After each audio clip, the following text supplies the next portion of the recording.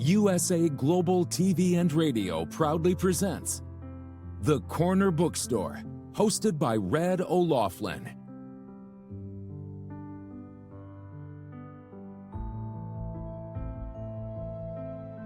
Step into a world where every story inspires.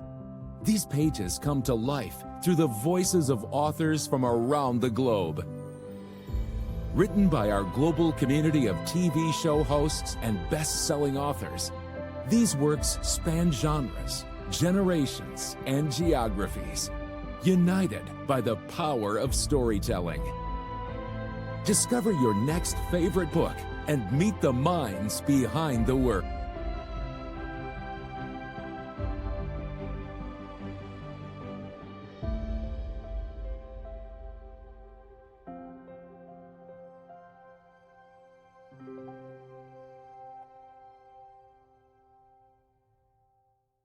Thursdays, only on USA Global TV and Radio.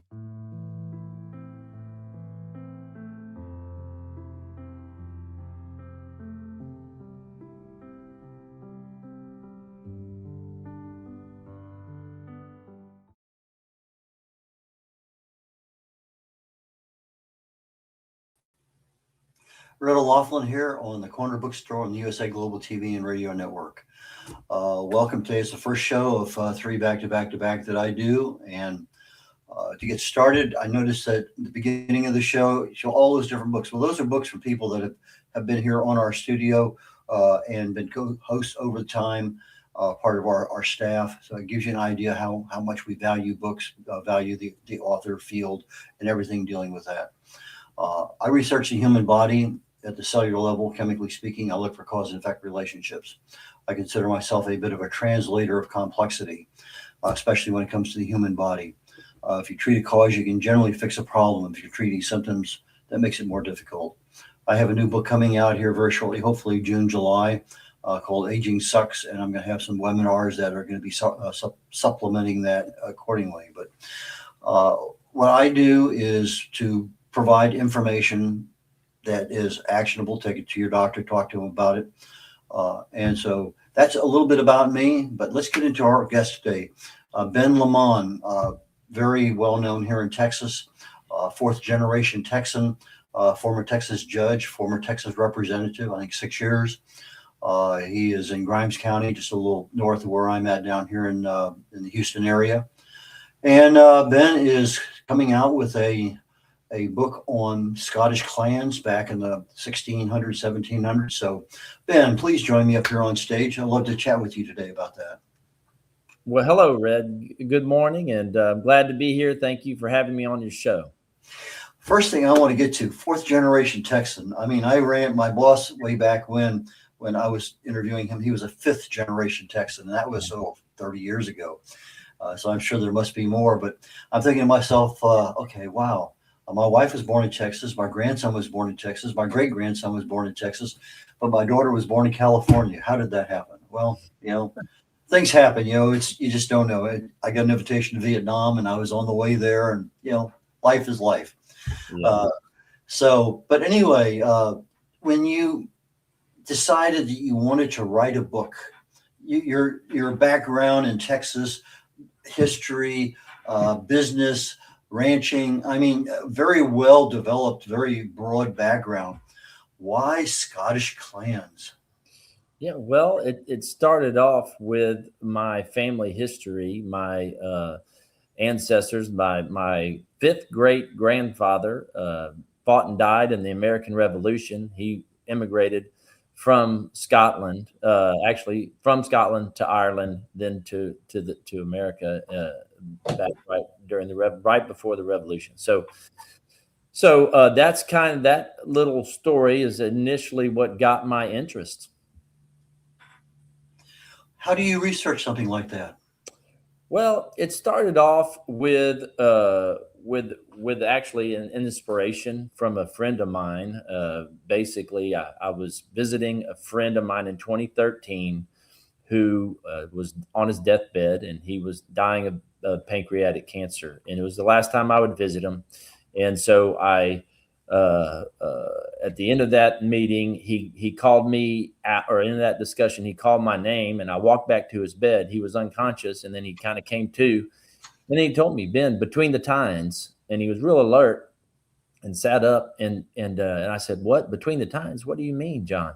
And he said, between the tines, that's what you're going to call your first book. And I mean, that was a short summary of the conversation right there. But from that point on is when I started digging deep on trying to figure out. I committed to then right then I would write a book, but didn't know what it was going to be. But that's where I started doing my research, and I wanted to do something important, something that was meaningful, that would reach a lot of people and connect with a lot of individuals, not just even in the United States, but around the world. And I believe the story does that. Okay, from your background in a variety of things, obviously you have a writing habit of sorts. When did you start writing in general? And then you'd say, okay, fine, this is something I'm really talented at. Well, you'd be surprised. My writing was very limited prior to this novel. I mainly did business writing, did a lot of it, but it was mainly focused on business. And it was in 2013, of course, when that story I just told you occurred. And all along, I was trying to figure out this story. But what I really did to hone in my writing skills is this is my second novel that I wrote. The first novel I wrote, I never intended to publish. It was just a mental exercise and just to kind of figure out my process for writing, to try to hone it in and understand what my talents or my lack of talents with respect to writing and improve on those weaknesses before I set off to write this big book that I just wrote. So you wrote a book and it's sitting there idle somewhere, may or may Yes. not ever get published, not important right now, but it may come back down the road. Okay, is the book that we're talking about now one that will be followed on by other books in a series, and we're going to take this thing up to the 2000s, or what is your kind of long range plan for this one? Yeah, so the long range plan. So the first answer is yes. This is part of a trilogy. The trilogy's called Forged in Blood, and this book is book one, Between the Tines. That it comes out April 28th, and so it is a part of a small, series of 3 books. There, a trilogy. But the long range plan is the underlying concern or the underlying theme of this book, which unites a lot of people from various countries. This is not just a historical lesson about Scotland. It's really about what was going on in people's lives in various countries. Because here in America, as you know, we all have ancestors, and the vast majority of our ancestors were from the old world, somewhere other than Native America. Obviously, Native Americans are the exception to that. But this story answers that fundamental question, no matter what country your ancestors were from. And that question is, what was going on that was so difficult or such a struggle that these individuals were willing to leave their homeland, everybody they knew, and start over in this new world, in the colonies at a time when it was very difficult to exist. I mean, food, water, infrastructure, shelter. I mean, there was very little there. And so that's a big leap. And in today's world, it might be equivalent to, starting a colony on the moon or something like that. It's a pretty big leap for us. So I think it's a fascinating topic. And my long range vision is to take this Scottish trilogy this trilogy based in Scotland and replicate it from various countries during the same time period, in hopes that it's a uniting factor, a uniting mechanism for people in our country, but not just in America, but around the world, because I think this story does unite the old world with the new world. A lot of things have changed in a few hundred years, particularly with language. Are you trying to keep a fair amount of the old Gaelic kind of language in the book, or is this pretty much modernized? Well, it's pretty much modernized. I went back and forth on that. It was I considered that question heavily, and also read other novels, other books to better be able to better make that decision to answer that question. And what I determined was I did not enjoy the novels that were heavy on the Gaelic language. They made it very difficult to understand and follow along when you tried to understand the deeper meaning of what the author is trying to tell you. That's what it made it difficult for me to really follow easily. So it made it a little challenging. So I went the other route. I made it modernized and used words here and there that sprinkled in to make the reader understand where they are and feel like they're part of the Scottish culture there. But I went with the modern route. It's interesting because just a couple hundred years ago, you mentioned the Civil War, the Revolutionary War, I believe it was. Back then, a lot of our English was somewhat still dominated a bit by German. I remember reading some books not that long ago, and I said, okay, fine. I know in German, I was stationed there toward the end of the 90s, and the German language capitalizes their nouns. Well, back in the United States, when we were writing the Constitution, a lot of our nouns were capitalized. And one of the German characters is a double S, but it's a single character. And that was also one of those things that was common in our language. So just literally within 100 or so years, that all disappears and become more modernized. Right. And so it evolves. And of course, how many words do we have today that we never even thought of 30 years ago? They just same words, different meanings, even new words. I remember when the atomic bomb word came out, boom, boom, atomico, I think was Spanish or something. And it's interesting how a lot of those things change. And I can just imagine delving into some of those. Okay, what in the world is that? Right. And whether you're talking about food or clothing or armor or weaponry or whatever it may happen to be. And even the customs and the cultures back then with regard to land ownership and serfdom and everything. So I can imagine that's just a mind-blowing research task that is just unending. Yes, it was a very difficult task to research the culture at the time. For sure, the backdrop of the story takes place during the War of Three Kingdoms, which that's not what the story is about, and it's not the main stage even that the story takes place on.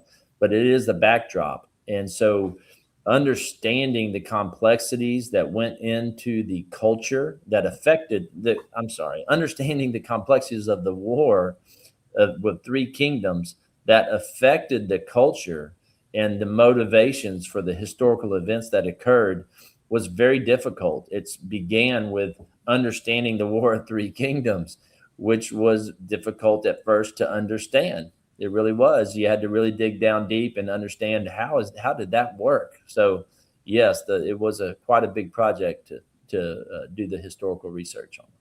Some of the people we've had on here in the past have had a little caricature or image of one of their characters, so that when they're in that mode of talking to that person, they can look at that picture, that image, and get a feeling.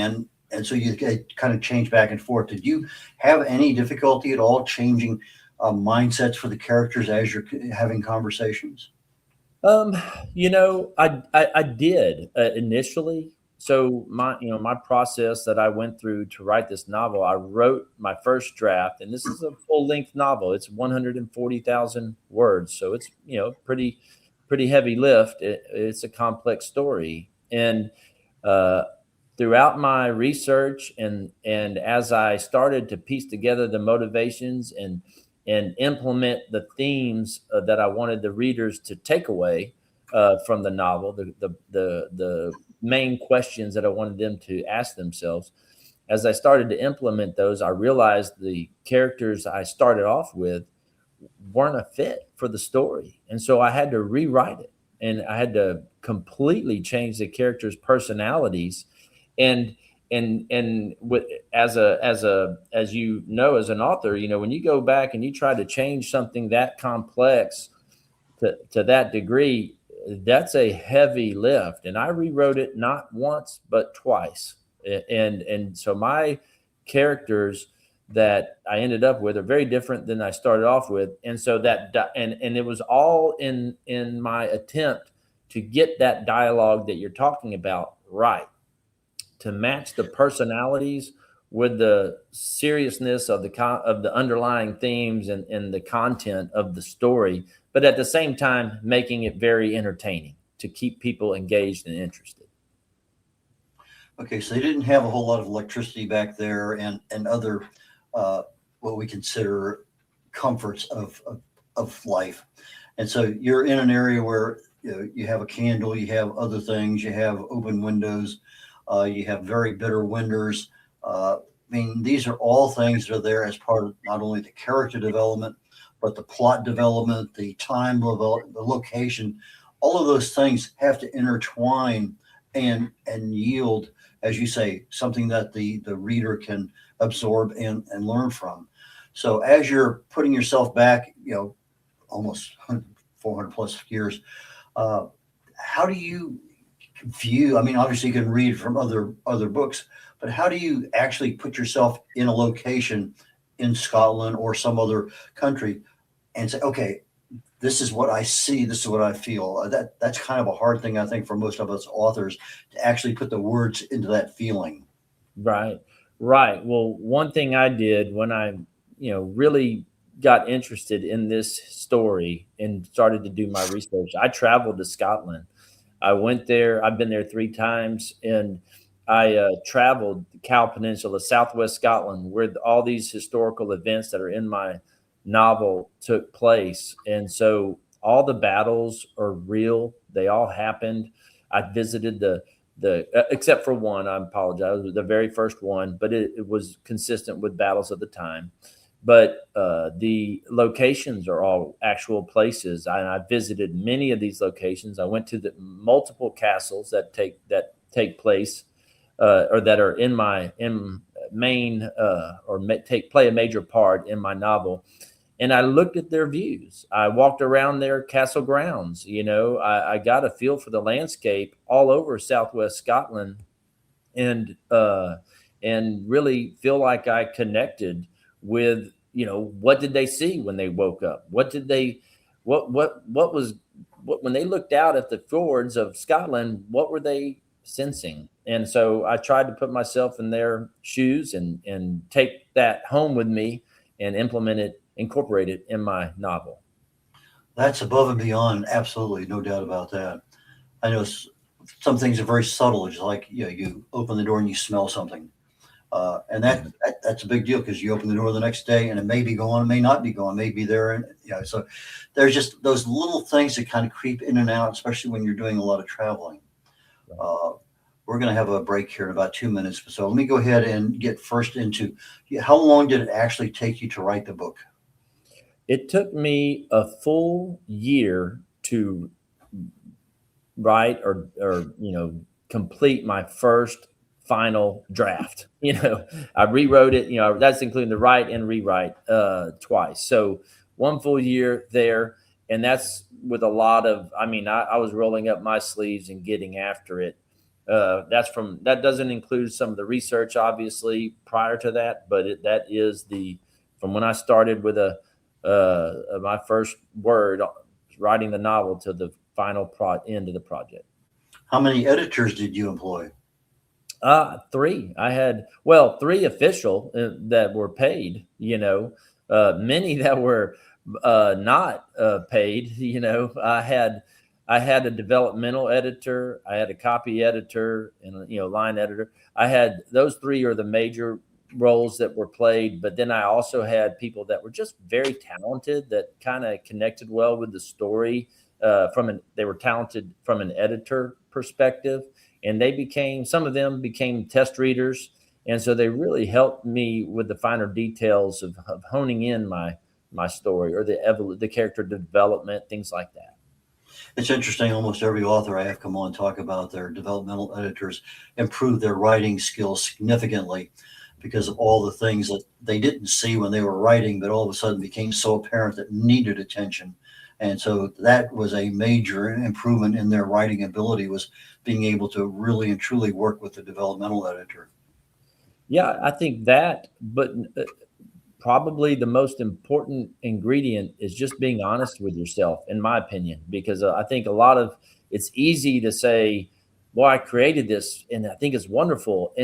But you don't understand what I'm trying to get across. Those kinds of thoughts go through your mind, but the ability to step outside of yourself and look back at your story of what you created and read it as an objective reader, not as the author, and then have that conversation with a developmental editor and say, you know what, man, I missed it. I have to really try again.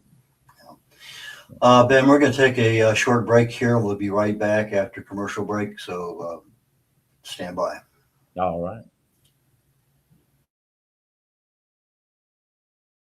Markets shift overnight. Technology rewrites industries. Leadership decides who survives and who scales.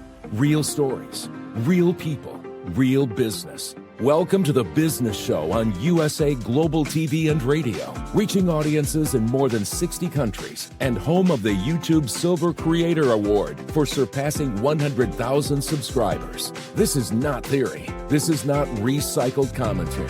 This is business in motion. Founders, CEOs, investors, strategists, operators, the people building companies, moving capital, driving innovation. We go beyond headlines into decisions, beyond noise into strategy, beyond trends into execution, growth, disruption, artificial intelligence, global markets, leadership under pressure.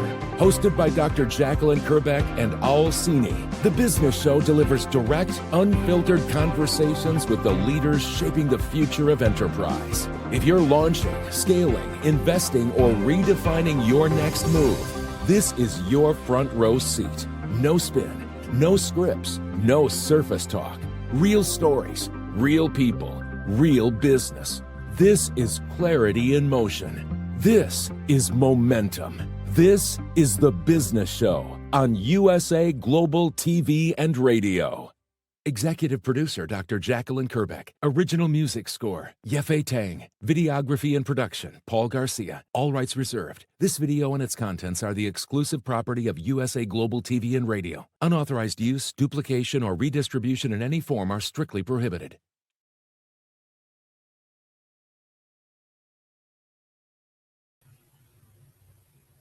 Red Laughlin here. We're on the Corner Bookstore on the USA Global TV and Radio Network. My guest today is Ben Lomond, and Ben is writing a book on historical fiction in Scotland back in the 1600s. Ben, please join me back up here on stage. Yes, sir. I'm here. Great. Let's see if we can pull up a copy of, maybe we get our production engineer pull up a copy from your website of your book cover. Let's talk about that just very briefly, if it's possible. Do you have a copy of your book next to you? I have it in my head. Oh, there we go. Yeah. I figured that this would probably be the easiest. Okay, tell us a little bit about the book cover. Yeah, well, so, I went through many renditions before I settled on this one with the designer for the book cover. And I felt at the end, this book cover in particular hits home. It hit the spot. And what I'm trying to get across, as you can see, it's a little bit granular like a painting. So I'm trying to date it a little bit as opposed to the modern high definition type book covers. You can see it's the Scotland, you have a tartan there and the sword. So that kind of dates the novel a little bit and gives somebody the idea of what they're looking at enough to hopefully turn the book over and read the back. And on the back, you'll see there's a little bit of a smaller scene of a battle, and that kind of the idea is that the battle is not what this book is about, but it's just a small portion of the book. So I didn't want to have it on the front of the cover to make that the dominant theme, because I don't think it matches what the story is really about at all. So yeah, that tartan that you see is Clan Lamont. That's the tartan there, the old their ancient tartan. And so it's just enough I look at that cover and I hope the readers see depth. I hope they see intrigue, and they see enough of clues about what this book is about to turn it over to the back. Ben, one of the things we as writers love to do is write and talk. But one of the things we don't do very well is market. And when did you start marketing this book? Well, I started marketing it after, just very recently. I barely started marketing. I focused, I drew upon my historical management style for my business background and approached writing and marketing this book in the same manner. I have a professional, group that are helping me market this novel, and we're just really getting cranked up here. We just finished the review copy and distributed out for the reviewers here in February, and so that's when our marketing really began. We were laying some fundamental things underneath that before that, but really that's when we first really got after it. Okay, what are you using? Any social media outlets? Yes, we have the full range we have Facebook, Twitter, LinkedIn, and so we have that. We have our website. We're doing email blasts, recruiting our email list to do email updates as well. We have a website. I started doing interviews, being willing to do interviews after I completed that review copy. So now that now that's what I'm doing. I'm focusing on the marketing side of the book. It's ready to be marketed, and I'm going to push it pretty hard and see where it goes. Did you use much AI at all in any of your book development? No, there's absolutely no AI in any of the book. The entire story, there's no AI. None of my editors used AI. I did not use any AI for drafting the book or anything like that. So not even to try to get ideas on drafting the book. I did all my own research and developed that story from the old-fashioned way. Are you doing any videos? When you say videos, you talking about for marketing, or what are we talking about? Yes. Yeah, 30-second, 1-minute videos for your book. Yeah. Yes, we're going to do some of that. We're going to do a blog, and it's going to be on. What we're going to focus, among many things. One of the main focuses of our blog and podcast is going to be to put to focus on the differences between actual history, or what was available to learn about history, and then what was stated in the story, and understand what's history, what's not. There's lots of significant events there, and I think my readers so far have been very interested in that subject, was, what was actually historical versus the story. I think Steve Berry is one who does that at the end of his books.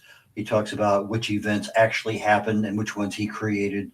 And I find that as a reader to be very beneficial, that, okay, this thing really happened and that was the real people there, or he created it from scratch. So that I'm going to give you kudos for, because that's nice to know information that really bonds you with your readers a lot. Yeah, I think so. I think it gives your readers a flavor for your integrity of your story. You're trying. The goal there is to be honest with your readers, right, and not keep them guessing. You don't want people misunderstanding actual history, but there's a big component of actual history that's very difficult to figure out, and that is the motivators for history. We understand documentation with respect to actual historical events, and that exists, and through research you can find a lot of that. But what you can't find much on is why people did what they did. And through piecing together little historical events, they were at A, and then they went to B and C, and you can kind of start piecing together some theories on motivations. And that's a topic that I think really grabs people's interest that really are engaged in this type of novel. And it's interesting. Many people say that history is written by the winners, that whatever happened to the losers is lost forever. But that's not always the case, but it seems to be a predominant one. AI, I mentioned earlier, is something as simple as a spell checker. It's a tool. You can use it any way, shape, or form. I do a lot of research. I do a lot of deep dives into the human body using AI.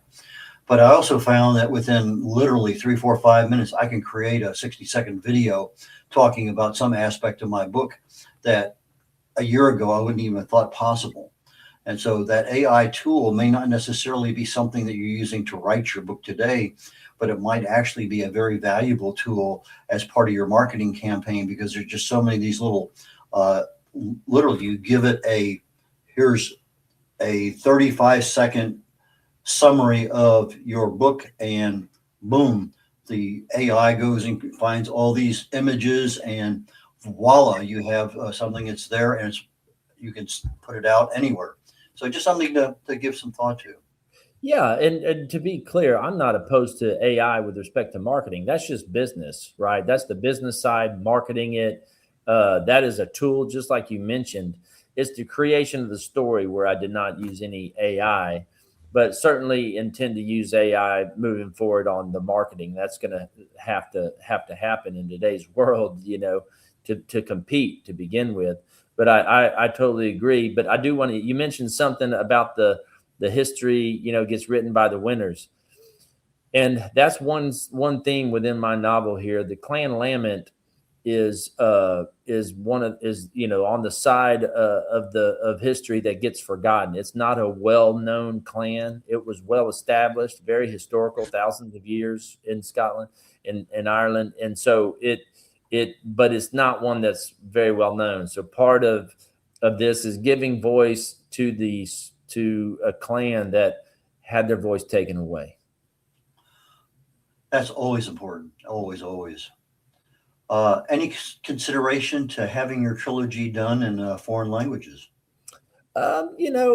I don't know about that. We'll have to play that by ear. I think, Scotland in today's world, modern day Scotland is not like everybody's walking around talking Gaelic, full blown. It's pretty focused on English. And so, but I think they do like that heavier culture of Gaelic type, call it modern day Gaelic terminology. And so maybe there's some opportunity there. But if in other countries, I think it's going to be a wait and see. If it gains traction where, this concept of freedom and opportunity and this crossroads that my main character arrives at, some countries, I think it really will connect with better than others. And so there is some potential there, I believe, to have it translated.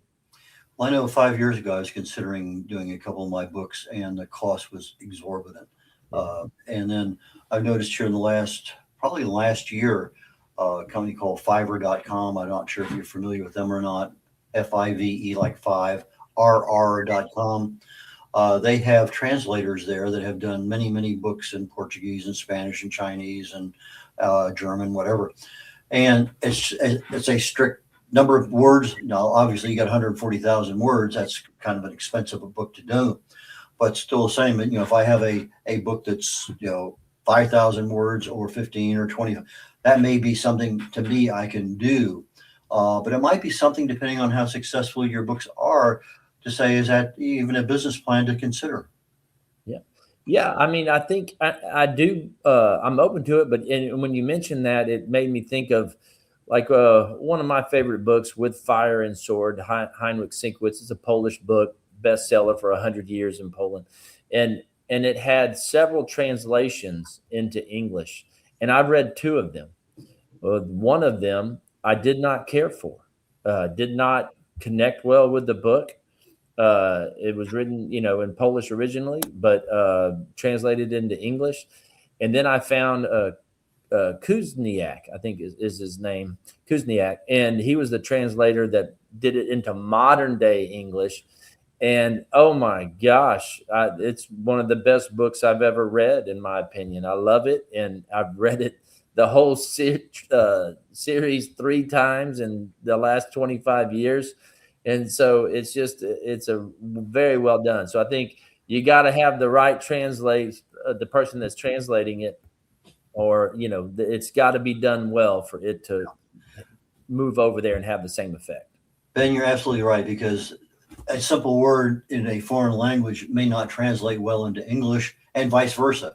And so you have to have that fluency in both languages to understand how that concept is being developed in the book and what it really means to the reader, as opposed to just being some words. And that's critical. It really truly is. It is critical. It's hard enough to do in the same language. Right? Yeah. When I'm working with a developmental editor, and and they're trying to explain to me what they think, the concern is with something I wrote, and I'm like, no, but that's not what I'm trying to say. So it And gets you're dealing in English. yeah, right. It's hard enough when both people are from the same country. It's an interesting development writing a book. You mentioned you had another book. Once you get this first one done, you're starting on the second one. Any thoughts at all about going back and just dumping that first one on the market, see what might happen? When you say dump the first one on the market, what do you mean?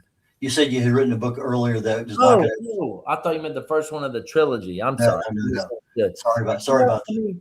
No, it was more of just a mental exercise of how to establish my process for my approach to writing the real novel.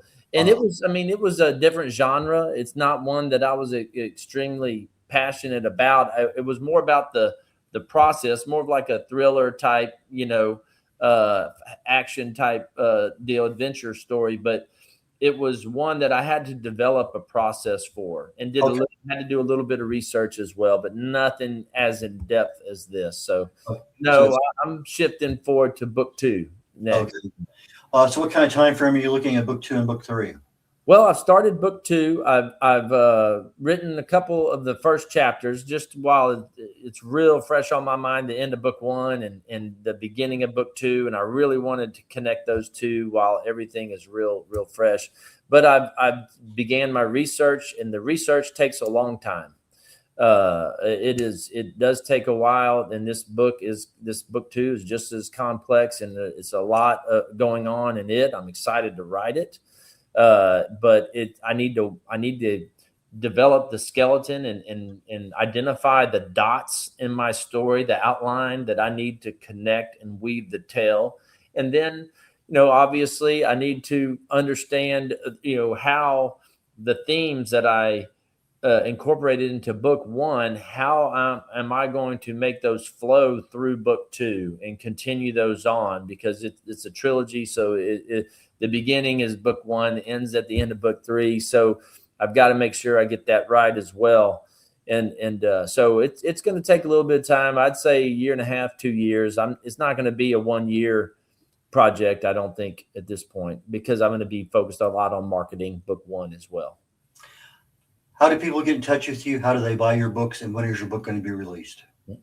So get in touch with me. The point of contact is benlemanauthor.com, BenLeman, author.com.